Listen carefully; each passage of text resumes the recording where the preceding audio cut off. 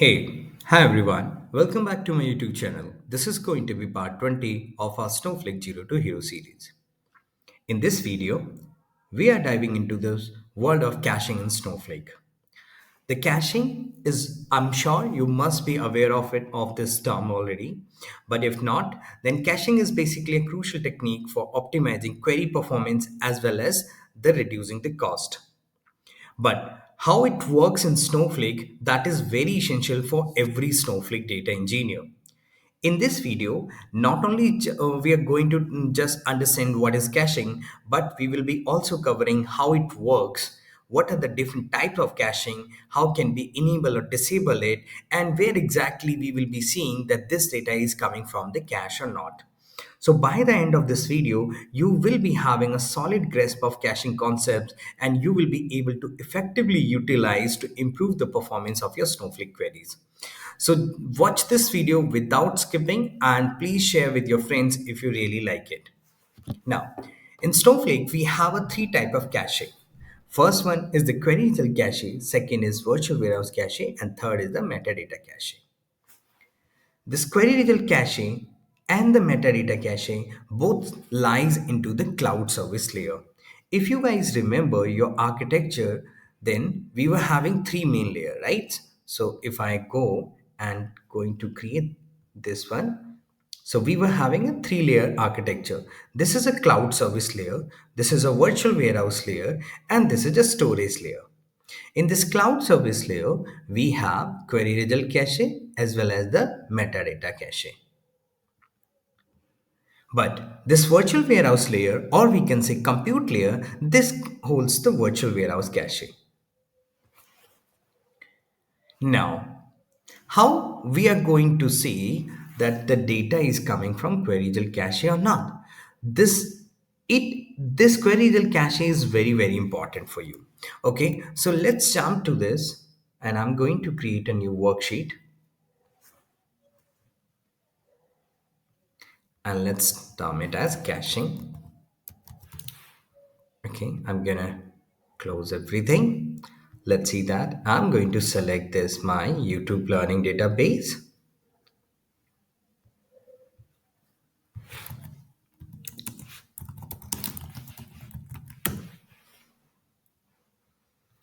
Okay, so in this AWS customer load, we have 30 records. So let's do that. Select start from.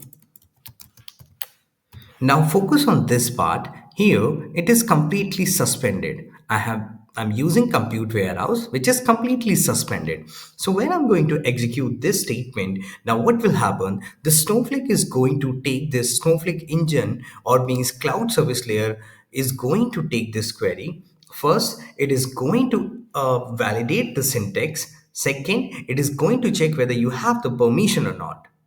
Then it is going to check the query result cache. But when I'm going to execute it, because I'm running it for the very first time, and you see here, it is taking 697 milliseconds to execute it. Okay, and you can see it, even the warehouse gets started.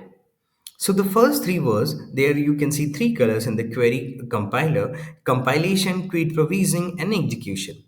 The compilation means the time taken care by the cloud service layer to validate the syntax error and all, and the permissions. Then the query provisioning is cloud service layer took this much time to spin up the warehouse. And the execution, this warehouse took this much time to get the data from storage layer and then give it to the cloud service layer so that we can get this output. Now, every statement we are executing in Snowflake will be generating a unique query ID. If I'm going and open into a new tab, you will be finding it some statics over there. Statics means like table scans, and we can see scan progress, partition scan, partition total, and something like that. Okay, but now if I'm going to rerun the same statement again, then it will be taking couple of milliseconds. As you can see, the second time it took 41 milliseconds. The reason, because it is coming from the query result cache. And how we will be making sure that this is coming from query result cache or not, you just need to again check the query ID. And if you will look at the query profile, you won't find anything other than this query result reuse. So whenever you see this query result reuse, that means your data is coming from query result cache, and it will be very, very, very fast. And one important thing, whenever data is coming from query result cache, for that, you do not need this active warehouse. So let's see that. I'm going to suspend it. You see, this one is sleeping, and I'm going to rerun the same statement again. Now you see, this is still sleeping. So that means for the query result cache, only the cloud service layer will come in the picture, and it is not going to spin up the warehouse. So you do not need to give any compute credits. Now, by when this query result cache will be enabled or will be like valid. So one thing which you always need to remember is, even if I'm going to change this query, and let's say I'm going to write current date. I'm just adding one more column, and if I'm going to rerun this, now this query result cache will become invalid, and you can see it is again going to take 400 milliseconds. The warehouse got turned up. That means the first constraints of the query result cache is it should always be the same query. The second point is the underlying table data should not be changed. If I'm going to make any changes into this table, the query result cache will become invalid at that time only. Okay, now the third point is by when this query result cache will be valid if I'm not going to change this table or not even changing the query. Then the answer is 24 hours. So if I'm going to run the same statement again and again, then this will be into the query result cache for next 24 hours. But if I rerun it again before this clock expire, then this will be get expanded to another 24 hours. Like that, it can go up to 31 days. Not clear? Let me give you a very simple example. So today I executed this statement as 12:42 p.m. and this is 27th Jan. Now this 24-hour means this query result cache will be there by 12:42 28th Jan.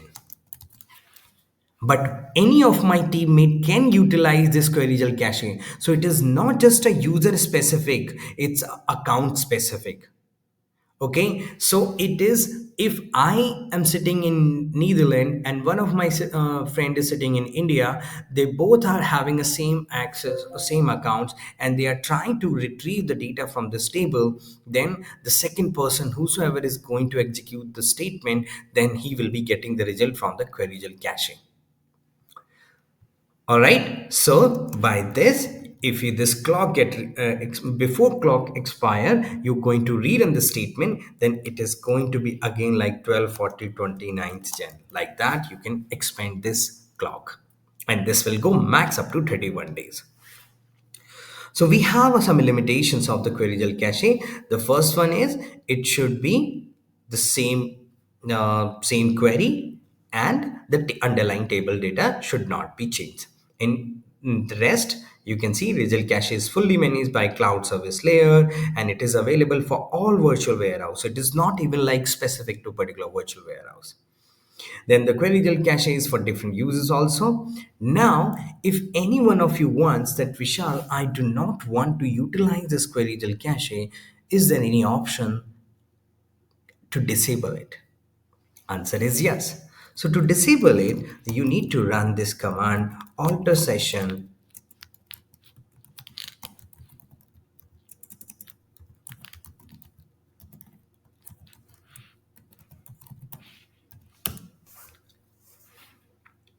and now if I'm going to rerun the same statement, then this will not come from the query result cache. You want to check it out? You just come here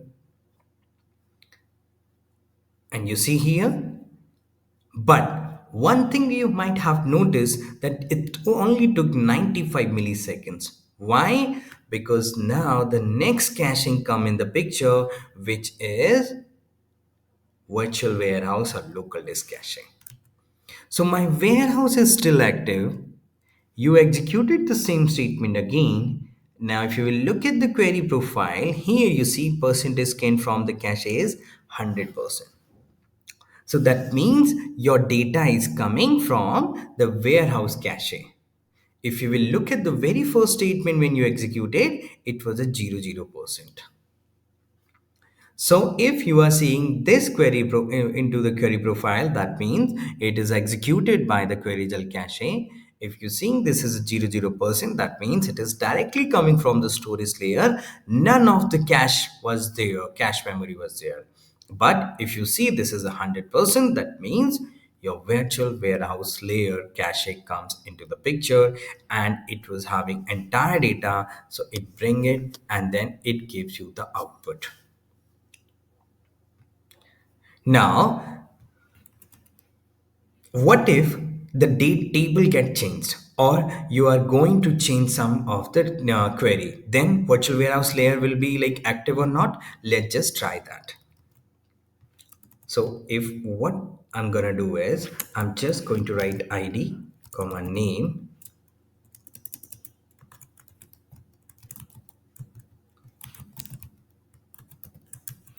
and if I'm going to rerun it, let's see what happened.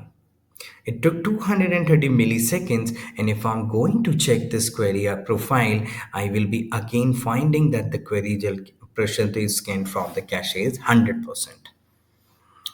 So this is also again coming from the virtual warehouse cache. Now, when this virtual warehouse cache will be invalid? Once you are going to suspend this warehouse. So if I'm going to suspend this warehouse, immediately that virtual warehouse cache will become disabled. So we got the clarity about the two cache. One is the queryable cache. Second is the virtual warehouse cache. Now the third one is the metadata cache. Metadata cache basically holds the statics of the entire metadata, like whatever the data you are ingesting into the Snowflake, and that comes into the micro partitions. Those micro partitions have their header informations like count, min, and the max, and that every micro partitions header information store into the cloud service layer. That means if I'm going to run how many tables I do have show tables, then this is going to be a metadata operation. Yes. Now, even if you are going to like so databases, so warehouses, your warehouse will not be active. Other than this, if I'm going to write select count star from, let's say, this employee data. Now, even for this table, I'm writing count star, but this warehouse is still not active. It's suspended. And you can see it took 163 milliseconds. Why? Because this is a metadata based results.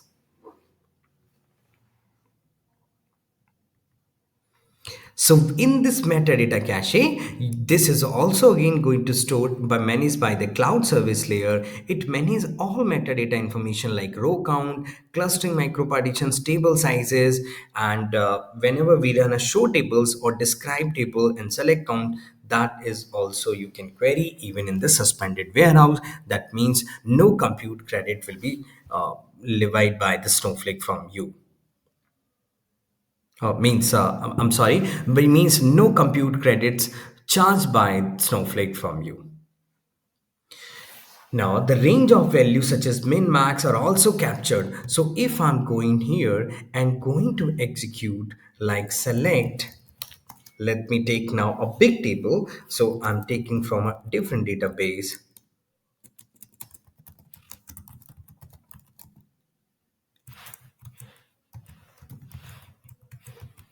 Something big table which is having 150k, and now if I write minimum cust key and when I execute this statement, this took only 59 milliseconds, and if I'm gonna run it, then let's see how much the data I'm getting. Like what I'm saying, it's a metadata based results. So it's not just going to have a count star, but the main max of the partitions, like it is going to have all the key columns. That is something which you can basically query it. And this entire data gets stored into the cloud service layer, which is basically, you can call it as a metadata cache, or you can say metadata results or metadata management. But in the end, it is all managed by the cloud service layer. Okay, so overall, if I'm going to just highlight, we have three type of caching. One is the query gel caching, which is like mostly used because you will be writing your complex statement. Even if you are running a complex statement but the query is same, then also the data will be coming from the query gel caching, and there is no limit. Like some of you might be having a question, what if I can only store 200 MB or 500 MB? Answer is no. The data will be retained there for 24 hours, and then it automatically purges. But if you're going to re-execute the query again and again, then it can extend up to 31 days. All right. Now, one thing, if this you are running this statement and your virtual warehouse has some of the cache memory, but later on you performed one more insert statement or you fired some more like copy into command, then virtual warehouse is going to pick only and only the relevant data from the storage layer. Then you might be seeing here this percentage came from the cache is 100 80%, 90%, 60%, depending on the amount of the data which is scanned by this virtual warehouse from the storage layer. So by utilizing this cache, you are not just going to optimize your performance, but you can also save the cost, because you can see here we are not having an active warehouse and still we are able to perform the select statement and all. Okay, now one last thing. This is very important. SQL. This is very important interview questions. That all like what you think in Snowflake. Does all select statement require an active warehouse? Answer is no. Most of time, yes, but yes, we can have a lot of select statement or a lot of SQL statement which we can run in Snowflake, which does not require an active warehouse. So thank you for watching. I hope you're going to like this video. And if you still have any confusion or any questions, feel free to write into the comment section and I'll pick it. Thank you.